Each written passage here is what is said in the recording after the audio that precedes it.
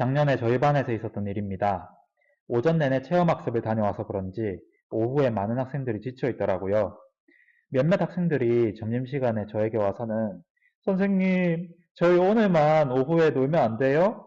너무 덥고 짜증나고 힘들어요. 제발요. 라고 요청하더라고요. 시간표를 봤습니다. 5교시는 수학, 6교시는 자율이더라고요. 참 난감했습니다. 학생들의 마음 상태는 전혀 수학 수업을 받아들일 수 있는 상태가 아니었습니다. 더군다나 최근에 행사들이 너무 많아서 수학 진도가 늦어지고 있는 상황이었습니다. 만약 선생님이시라면 이러한 상황에서 어떻게 수학 수업을 진행하시겠습니까? 제가 이렇게 말했습니다. 얘들아, 오늘 수학 꼭 해야 되거든? 우리 반이 요새 수학 진도가 많이 늦어. 쌤이 대신 에어컨은 틀어준다. 그럼 오케이? 아이들은 대답이 없었습니다. 무엇이 문제였을까요?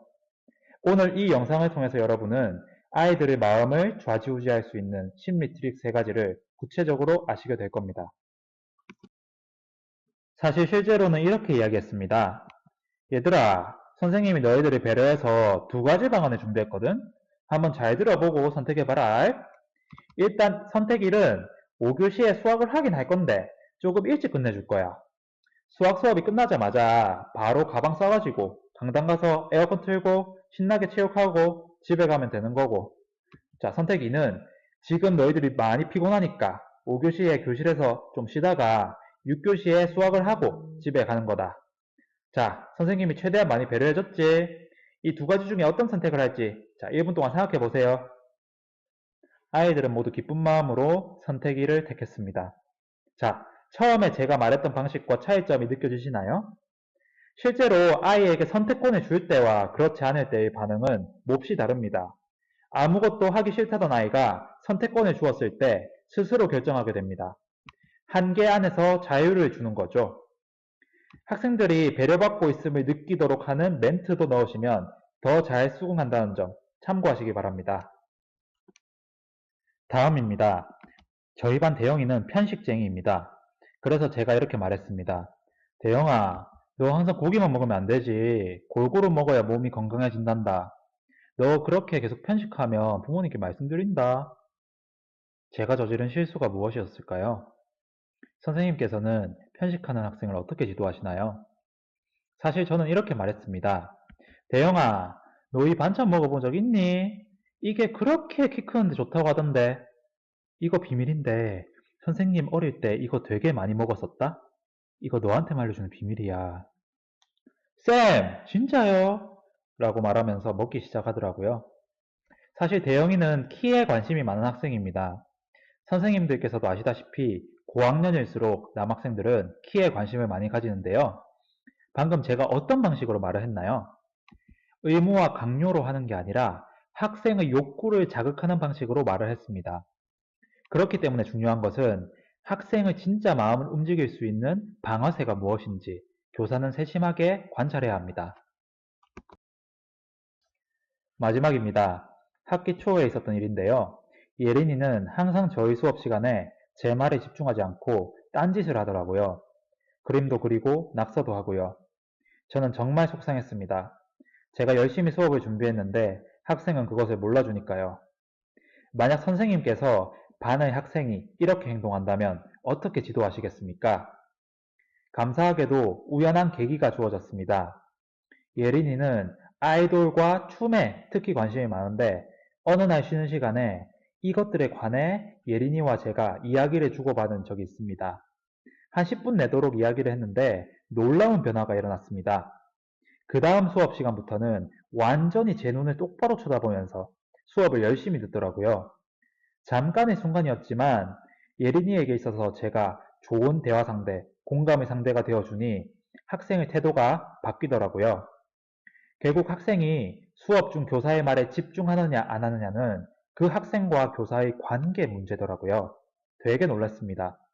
학생이 수업을 열심히 듣지 않는다면 그 학생과 나의 관계가 어떤지 우선 점검해 봐야 합니다. 선생님, 아이들과 급식실로 이동하시기 전에 줄 세울 때요. 몇몇 학생들이 자기 자리에서 딴짓하면서 느릿느릿 행동하면 선생님께서는 어떻게 말씀하시나요? 저는 신규 때 이렇게 말했었습니다. 현호야, 빨리빨리 행동해야지. 다른 친구들 기다리잖아. 그러나 일시적인 효과뿐이었습니다. 매번 똑같은 소리를 반복할 때마다 교사로서 감정 소모는 심했고요. 오늘 이 영상을 통해 여러분은 학생들의 행동을 말 한마디로 좌지우지할 수 있는 트릭을 아시게 될 겁니다. 요즘 저는 이렇게 얘기합니다. 자, 여러분, 밥 먹으러 갑시다.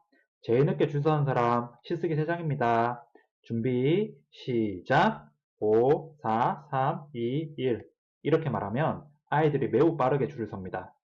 제가 아까 말했던 방식과 어떤 차이점이 있나요? 바뀐 점이 있다면 저는 아이들의 회피 동기를 자극했습니다. 회피 동기란 얘들아, 제일 늦게 나온 사람 시쓰기다 처럼 무언가를 하려는 동기가 좋지 않은 것을 피하는 데 있습니다. 시쓰기를 피하기 위한 동기가 바로 회피 동기입니다. 빨리 나오지 않으면 시쓰기를 쓰는 것. 이것은 굉장히 짧은 시간 안에 이루어지는 일이잖아요. 이렇게 회피 동기는 기간이 짧을수록 높은 효과를 보이는데요. 또 다른 사례로 한번 적용해 볼까요? 이번에는 수업 시간에 영상을 보여주는 상황입니다. 아시다시피 영상을 보여주면 집중하는 학생들도 있지만 딴짓하는 학생들도 분명 있습니다. 저는 옛날에는 영상을 보고 나서 한 명을 지목한 뒤 민섭아, 영상 내용 한번 얘기해 볼래? 라고 말합니다. 그러면 딴짓하고 있던 민섭이는 말이 없습니다. 그리고 제가 혼내냅니다. 민섭아, 선생님이 너한테 영상 보여주는 거 그냥 보여주는 건 줄 아니? 민섭이 공부를 위해서 이것저것 찾아보고 준비한 건데 선생님이 굉장히 속상하다. 다음부터 집중해라. 알겠지? 그러나 이게 한 번으로 끝나면 좋겠지만 상황이 자주 반복되는 것이 문제입니다. 선생님, 이번 사례에서 회피 동기를 활용한다면 어떻게 활용할 수 있을까요? 영상을 보기 전에 이렇게 얘기합니다. 여러분, 영상 보고 나서 이 영상 내용에 대해 한 명 한 명 물어볼 겁니다. 만약에 대답을 하지 못하면 모둠 사다리가 한 계단 내려갑니다. 알겠습니까? 학생들은 모둠 사다리가 내려가는 것을 피하기 위해서 모둠원들에게 피해를 주는 것을 피하기 위해 영상에 집중합니다. 어떤가요? 사후에 지적하는 것보다 회피 동기를 바탕으로 사전에 예고하는 것이 훨씬 더 괜찮지 않나요? 다음 사례로 가볼까요? 이번 수업 시간은 영어 단어와 주요 표현을 외우는 시간입니다. 어떻게 하면 학생들 모두 영단어를 열심히 외우도록 이끌 수 있을까요? 자, 여러분, 모든 친구들은 여기 화면에 있는 영어 단어를 한글 10번, 영어 10번씩 쓰도록 하세요. 이렇게 말을 하면 꼭 선생님이 안 보는 사이 딴짓을 하는 학생이 있습니다. 선생님께서 아시다시피 이런 경우 그 학생을 공부에 집중하도록 이끄는 것이 굉장히 힘든 일입니다. 그렇다면 이번에도 회피 동기를 한번 활용해 볼까요? 여러분, 오늘 수업 마지막에 한 명씩 테스트를 할 겁니다. 테스트를 해서 맞추지 못하는 학생은 단어나 표현을 10번씩 공책에 쓰도록 할 겁니다. 대신 선생님이 보기에 열심히 외우고 있는 친구들에게는 어려운 단어를 출제하지 않을 겁니다. 이렇게 말하면서 순회지도를 몇 번 추가하면 학생들은 모두 열심히 외우더라고요. 굳이 쓰라고 시키지 않아도 쓰면서 공부하고요. 입으로 하거나 팔로 하거나 자신에게 맞는 방식으로 자발적으로 공부하더라고요. 학생은 틀린 단어를 공책에 쓰는 것을 피하려고 어려운 단어 출제되는 것을 피하려고 열심히 공부합니다. 오늘 회피 동기를 활용하는 여러 사례를 말씀드렸는데 어떻게 괜찮게 보셨나요? 작년 점심시간이었습니다. 선생님, 오늘 날씨가 너무 좋지 않아요? 요즘 미세먼지 때문에 밖에 못 나갔었잖아요. 오늘 한 번만 밖에 나가서 체육하면 안 돼요? 제발요. 학생이 이렇게 말했을 때 선생님이시라면 어떻게 대답하실 건가요? 저는 이렇게 말했습니다. 얘들아, 점심시간에 시간 많으니까 지금 밖에 나가서 놀고 올래? 선생님이 4교시 늦게 맞춰줬잖아요. 지금 10분밖에 안 남았어요. 안 돼. 수업을 빼먹을 수 없어, 얘들아. 5교시의 아이들이 창문 쪽을 계속 바라보더라고요. 아이들의 마음은 이미 운동장으로 떠나 있었기에 수업이 될 리가 없었습니다. 이때 선생님이시라면 어떻게 대처하시겠습니까? 오늘 이 영상을 통해 여러분은 아이들의 마음을 이끌 수 있는 심리 트릭 3가지를 구체적으로 아시게 될 겁니다. 저는 이렇게 말했습니다. 얘들아, 그러면 우리 딱 10분에서 15분 정도만 집중해서 공부하고 나머지 시간에 밖에 나가서 체육하는 거 어떠니? 쌤, 진짜요? 쌤 완전 짱 대박! 놀라운 것은 아이들과 20분이 넘도록 집중해서 수업했습니다. 이때 제가 활용한 트릭은 무엇이었을까요? 전문 용어로 even a penny 방법이라고 합니다. 혹시 뜻이 짐작하시나요? 단돈 1페니라는 말인데요.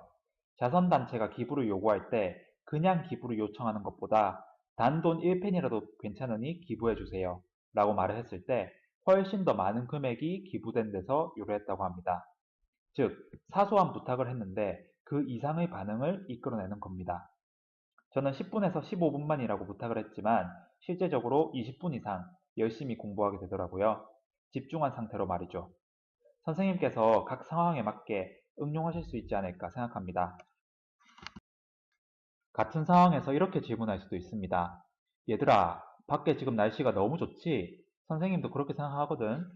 우리 수학 수업 일찍 끝내고 밖에 나가서 체육하는 게 더 좋지 않을까? 정말요, 쌤?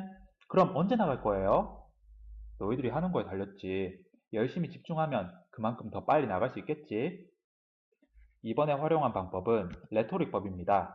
레토릭이란 수사학을 말하는데요. 말을 단정짓지 않고 질문함으로써 학생의 마음을 이끄는 방법입니다. 저는 얘들아, 지금은 수업 시간이야. 지금부터 창문 보는 사람 선생님이 혼낸다. 라고 단정해서 말하지 않고 수학 빨리 끝내고 나가서 체육하는 게 좋지 않을까? 라고 물어서 상대방이 직접 선택하도록 만드는 방법인데요. 이 방법은 내 의견을 강요하지 않고 학생들이 직접 선택하도록 질문함으로써 교사가 원하는 방향으로 이끌 수 있습니다. 마지막입니다. 여러분, 원래 시간표는 5교시의 수학, 6교시의 국어입니다. 선생님이 이대로 수업을 진행할 수도 있어요. 그런데 선생님이 여러분을 배려해서 6교시의 국어를 일찍 끝내면 6교시에 남은 시간은 밖에 나가서 체육을 할 수도 있어요. 아니면 여러분, 오늘 날씨가 너무 좋으니까 5교시에 수학과 국어를 집중해서 빨리 끝내고 6교시에 온전히 체육을 하는 건 어떤가요? 저는 대조기법을 활용했는데요. 5교시에 수학하고 6교시에 국어입니다.처럼 처음에는 아주 어려운 것부터 요구합니다. 그 다음에는 6교시 국어 일찍 마치면 밖에 나갈 수도 있어처럼 처음보다 조금 더 쉬운 것을 제시합니다. 그리고 마지막에 더 쉬운 선택 사항을 제시하는 겁니다. 사실 교사가 실제로 원하는 것은 수학, 국어, 체육 모두 적는 겁니다.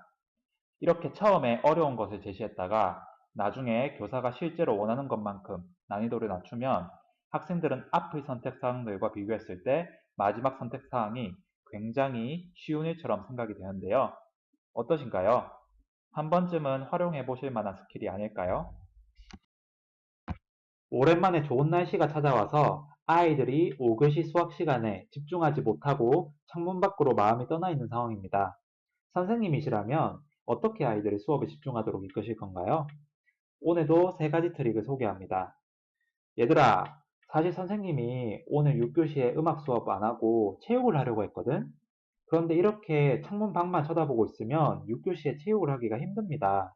수학 진도가 계속 늦어지고 있기 때문이죠. 이대로 가면 6교시에 체육을 못하고 수학을 이어서 해야 될 것 같은데 어떻게 생각하나요?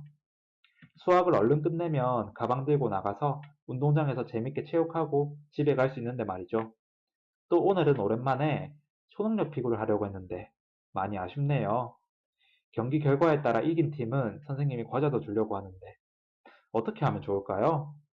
선생님, 제발 6교시에 체육하게 해주세요. 할 수 있겠니? 선생님이 보기엔 불가능해 보이는데. 할 수 있어요, 쌤.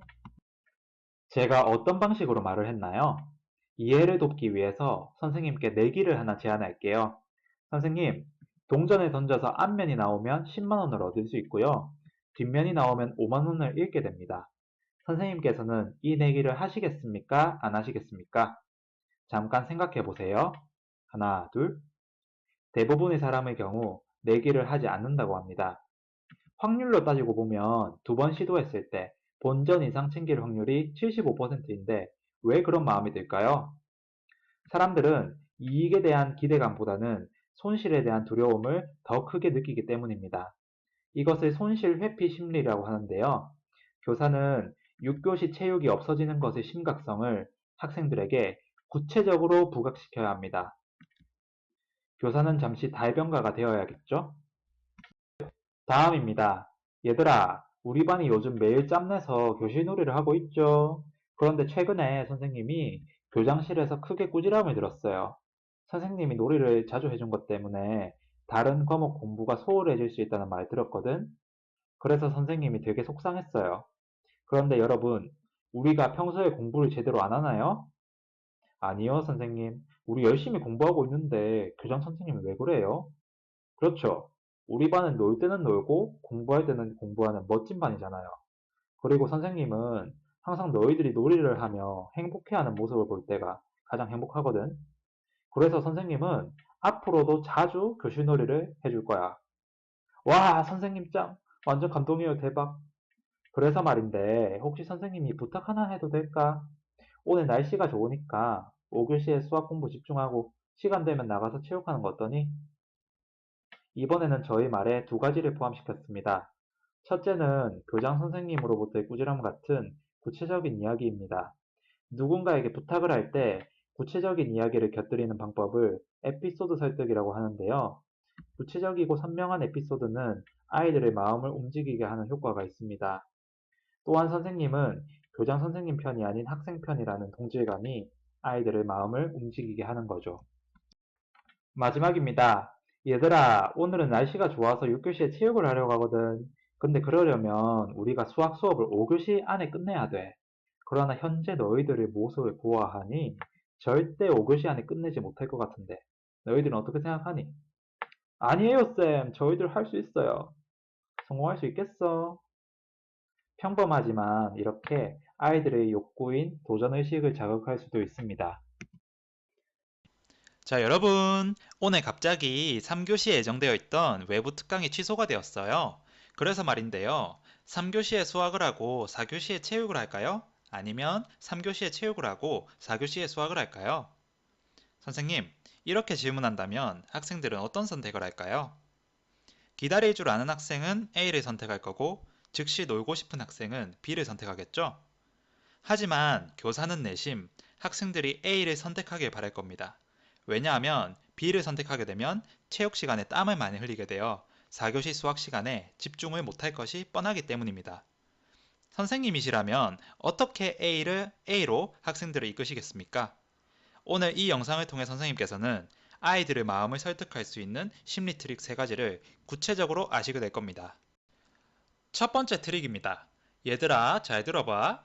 너희들이 A를 선택하면 4교시에 신나게 체육하고 바로 맛있게 점심 먹으러 가면 되지만 만약 B를 택하게 되면 땀나고 지친 상태에서 4교시에 힘들게 수학을 해야 합니다. 어떤 선택을 할지는 여러분이 결정하세요. 학생들은 대부분 A를 선택하게 됩니다. 제가 어떤 트릭을 활용했을까요? 선생님, 한번 선택해 보시겠습니까? A약을 먹었을 때 효과가 80%이고 B약을 먹었을 때 실패 확률이 20%입니다. 선생님께서는 A약을 드시겠습니까? 아니면 B약을 드시겠습니까? 사람들은 대체로 A약을 선택한다고 합니다. 그런데 사실은 두 약이 같은 약입니다. 그런데도 사람들이 A약을 선택하는 이유는 인간은 부정적으로 묘사되는 것보다 긍정적으로 묘사되는 것을 선호하기 때문입니다. 물론 제가 처음에 제시한 선택지가 똑같은 내용은 아니었지만 하나는 긍정적으로 묘사했고 하나는 부정적으로 묘사했습니다. 학생의 입장에서는 A를 선택하는 것이 훨씬 매력적으로 느껴지겠죠. 두 번째 트릭입니다. 선생님, 두 말 중에 어떤 말이 더 설득력 있는지 판단해 주세요. 자, 얘들아, 우리가 공부를 빨리 끝내면 선생님이 쉴 시간을 줄 거예요. 자, 얘들아, 우리가 오늘 빨리 끝내면 20분 자유시간 줄게. 어느 것이 더 설득력이 있나요? 얘들아, 이번 수업 열심히 들으면 수학 진짜 잘할 수 있어. 얘들아, 이번 수업 시간에 집중하면 다음 테스트에서 반드시 100점 받을 수 있습니다. 선생님은 고등학교 시절에 공부를 잘했었어. 선생님은 고등학교 시절에 전교 1등도 해봤었어. 전자와 후자 중에 어느 것이 더 설득력이 높은가요? 후자가 설득력이 높은 이유가 무엇일까요? 학생에게 무언가를 부탁하거나 설득할 때 대화 속에 은근슬쩍 숫자를 넣으면 성공 가능성을 굉장히 높일 수 있습니다. 이 방법을 심리학적 용어로 넘버 효과라고 부르는데요. 대화 속에 숫자가 있느냐 없느냐에 따라 학생이 받아들이는 태도가 달라집니다. 선생님, 오늘 시간표 어떤가요? 잠깐 멈추셔서 아이들의 반응이 어떨지 생각해 보시겠어요? 이대로 진행한다면 아이들은 4교시쯤 되면 지치고 집중을 못하기 마련입니다. 그래서 제가 3교시 끝나고 쉬는 시간에 반장을 불러서 한 가지 제안을 했습니다. 언우야, 오늘 4교시 수학 열심히 하면 선생님이 6교시에 체육을 줄 수도 있거든? 쌤, 정말요? 소문은 삽시간에 퍼져나갔습니다. 수학 공부를 열심히 하면 선생님이 체육을 줄 수도 있다 얘들아. 평소 같으면 지쳐서 대충 공부했을 텐데 아이들은 한 명도 빠짐없이 열심히 공부했습니다. 제가 사용한 방법은 앵커링 효과입니다. 앵커는 배를 정박할 때 쓰는 닻을 의미하는데요. 배에서 닻을 내리면 배가 더 이상 움직이지 못하는 것처럼 학생의 생각이 제가 제시한 새로운 기준에 고정이 되어서 이것이 학생의 판단에 영향을 주는 것을 의미합니다. 저는 6교시에 체육을 할 수도 있다 라는 새로운 기준점을 제시했고 학생은 이 기준에 시선이 고정되어서 이전 3교시 동안 힘들고 따분했던 수업들을 잊어버립니다. 이처럼 매력적인 새로운 기준을 제시하는 것은 학생의 생각에 아주 큰 영향을 미칩니다. 얘들아, 잠깐. 선생님 보세요. 지금 선생님이 느끼기에 수업에 집중하지 않는 학생들이 몇몇 있는 것 같아요. 요즘 우리 반이 진도가 느린데도 불구하고 선생님이 너희들을 위해서 체육도 교실놀이도 많이 해주는 거 여러분 알고 있죠? 선생님이 얼마 전에 교장 선생님으로부터 지적받았거든. 우리 반 교실놀이 너무 많이 해준다고. 그런데도 선생님은 너희들의 행복을 위해서 앞으로도 교실놀이 많이 해주고 싶어. 그런데 몇몇 친구들이 선생님을 실망시키고 있네. 아이들이 숙연해지면서 집중하기 시작했습니다. 저는 아이들을 혼냈다기보다는 제 이야기를 바탕으로 설득했는데요. 이때 활용한 트릭은 무엇일까요? 심리학적으로 상대방을 설득하려면 상대방이 미안함을 느끼도록 해야 하는데요. 왜냐하면 사람은 상대방에게 손해를 끼쳤다고 생각되면 그것을 회복시켜주고 싶은 마음이 있기 때문입니다. 즉, 학생들이 선생님께 미안함을 갖게 되면 자발적으로 선생님의 부탁을 들어주는 효과가 있는 거죠. 구체적으로는 교사의 답답한 마음을 아이 메시지로 솔직하게 이야기하거나 아이들이 인지하지 못하고 있던 선생님의 노력 등을 이야기해주면 이내 아이들은 수긍하면서 수업으로 돌아옵니다. 이 방법은 교사가 그동안 쌓아왔던 부정적인 감정 해소에도 큰 도움이 됩니다. 두 번째 트릭입니다. 날씨가 더워서 그런지 5교시 수업 시간에 딴짓하는 학생들이 몇몇 보입니다. 얘들아, 이건 비밀인데 오늘 6교시에 초능력 비교를 할 수도 있습니다. 하지만 지금 진도를 20조까지 나가지 못하면 놀이를 할 수 있을지 모르겠네요. 선생님 생각에는 지금 추세라면 우리 20조까지 진도를 못 나갈 것 같은데 어떻게 생각하니? 쌤, 저희 할 수 있어요. 진짜 자신 있니? 아이들은 집중하기 시작했습니다. 심리학적으로 설득은 기쁜 내용으로 시작하고 약간의 불안감으로 마무리하면 큰 효과가 있다고 합니다. 저는 6교시에 초능력 피구를 할지도 모른다는 기쁜 내용으로 설득을 시작했고 마지막은 20조까지 못 나가면 노래를 할 수 없다 라는 불안감으로 마무리했습니다. 반드시 도달해야 하는 공부량이 있지만 학생들의 집중력이 떨어져 있을 때 이 방법을 활용하시면 좋습니다. 선생님, 아이들이 선생님 저희 피고하면 안 돼요? 오늘 진짜 너무 하고 싶어요 라고 말한다면 선생님께서는 보통 어떻게 대답하시나요? 사실 보통은 단호하게 안 돼, 수업해야 돼 라고 말하지만 이 말을 듣는 학생들의 입장에서는 굉장히 실망스럽고 교사에 대한 감정이 안 좋아집니다. 그래서 이번엔 학생들의 기분이 상하지 않게 거절하는 방법을 알려드리려고 하는데요. 학생의 마음이 상하지 않도록 하기 위해서는 교사와 학생이 공통적으로 싫어하는 것을 찾아야 합니다. 예를 들어, 얘들아, 오늘은 미세먼지 나쁨이거든. 그래서 바깥 활동하기가 좀 힘들겠네. 얘들아, 요즘 우리 반 수업 진도가 많이 느리거든. 선생님도 놀이 해주고 싶은데 미안하다. 선생님은 해주고 싶지만 교장 선생님께서 오늘 자외선 지수가 너무 높아서 체육 활동을 하지 말라고 말씀하셨어. 심리학적으로 이처럼 공통적으로 싫어하는 것이 있을 때 학생은 교사가 같은 편이라는 느낌을 갖습니다. 즉, 공공의 적을 제시함으로써 선생님에게 나쁜 감정이 전가되는 것을 막는 거죠.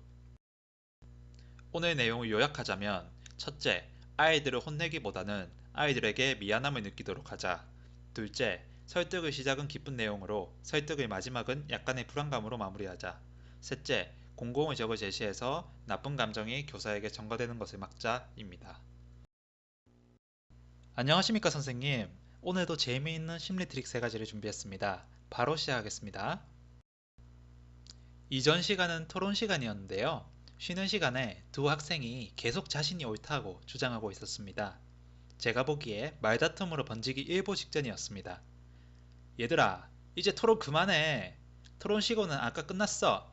라고 말한다면 제가 안 볼 때 또 말다툼을 시작하겠죠? 그래서 제안합니다. 민수야, 정연아, 잠깐 여기 좀 와볼래? 너희들이 오늘 토론 제일 열심히 했잖아. 선생님이 그 선물로 마이쮸를 주려고 하는데, 자, 여기 두 사람 똑같이 나눠 먹어라. 그 순간 둘의 말다툼은 끝났습니다. 야, 너 3개, 나 3개다. 오케이? 심리학적으로 사람은 먹을 것이 있을 때 진정하게 되는 효과가 있다고 합니다. 그래서 무언가 큰 부탁을 할 때도 같이 식사하면서 이야기해 볼까요? 라고 말하는 이유도 그 이유죠. 먹을 것이 생기면 무의식적으로 편안함을 느끼게 되어 학생 사이의 긴장을 풀어줄 겁니다.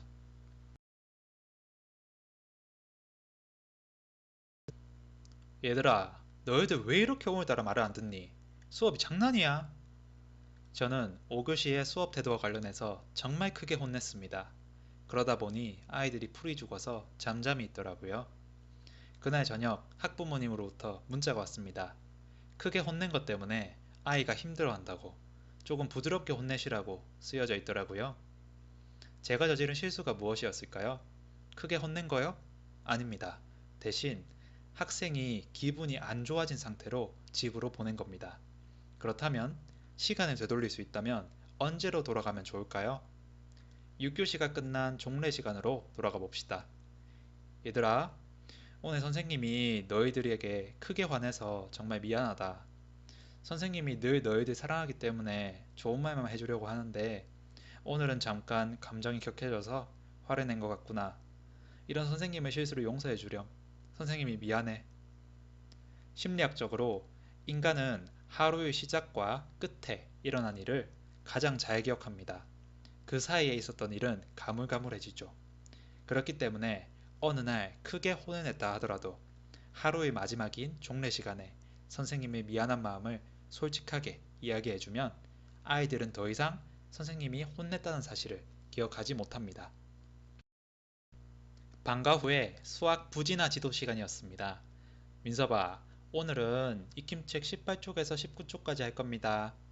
이렇게 말하면 학생의 반응은 제가 저지른 실수를 발견하셨나요?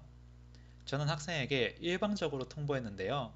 심리학적으로 사람은 통보를 받게 되면 자신의 자유가 침해받았다고 생각하기 때문에 그것을 하기 싫은 마음이 생깁니다.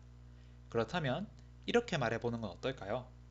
민서봐, 너 혹시 30분 안에 19초까지 풀 수 있겠니? 선생님 생각에도 못할 것 같은데. 선생님, 저를 뭘로 보시는 거예요? 너 진짜 할 수 있겠어? 네, 당연하죠. 저 할 수 있어요. 제가 활용한 방법은요. 학생이 무언가를 해줬으면 할 때 학생이 아마 그 일을 못할 것이라고 슬쩍 흘려봤습니다. 대부분의 사람들은 자신의 능력을 의심하는 사람이 틀렸다는 것을 증명하려고 열심히 하게 된다고 합니다. 평소 자존심이 강한 학생이라면 더 효과가 크겠죠? 오늘 내용을 요약하자면 첫째, 학생들이 말다툼을 한다면 무언가 맛있는 것을 주자. 둘째, 크게 혼낸 날은 마지막 종례 시간에 미안한 마음을 얘기하자. 셋째, 무언가 학생에게 부탁할 경우 그 일을 못할 거라고 슬쩍 흘려보자입니다. 선생님, 이번 체험학습 갈 때 버스 안에서 휴대폰 하면 안 돼요? 제발요. 라고 질문한다면 선생님께서는 보통 어떻게 대답하시나요? 안 돼. 버스 타고 가는 시간도 엄연히 수업 시간입니다. 수업 시간에 휴대폰 사용하면 안 되는 거 알잖니?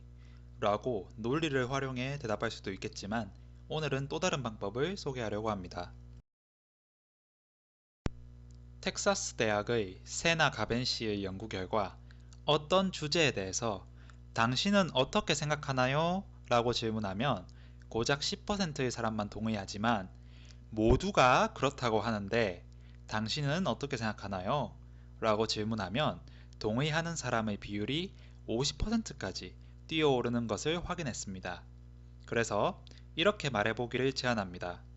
여러분, 선생님들 간에 이미 상의가 끝났습니다. 옆 반도 다른 반도 모두 버스 안에서 휴대폰을 사용하지 않기로 결정했어요. 다른 반들도 모두 똑같이 하기로 했기 때문에 선생님도 어찌할 도리가 없습니다. 미안합니다. 이 말을 듣게 된 아이들은 선생님도 어쩔 수 없겠구나 라는 것을 깨닫게 됩니다. 저는 사회성의 법칙이라는 것을 활용했는데요. 심리학적으로 어떤 일에 대해서 다른 사람들이 모두 동의한다 라고 말하고 설득하면 혼자서만 반대하기가 힘들어서 동의하게 된다고 합니다. 학생들을 설득할 때 의견을 억지로 강요하기보다는 선생님들 간의 합의가 끝났고 우리가 반드시 따라야만 하는 사회적 규범인 것처럼 이야기를 해준다면 설득 가능성이 굉장히 높아지는 거죠.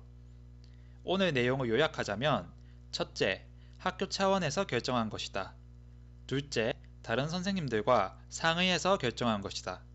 셋째, 다른 반들도 모두 똑같이 하기로 결정했다. 라고 말하시면 좋습니다. 이와 비슷하게 학생들을 설득하는 상황에서 응용하실 수 있으리라 생각합니다.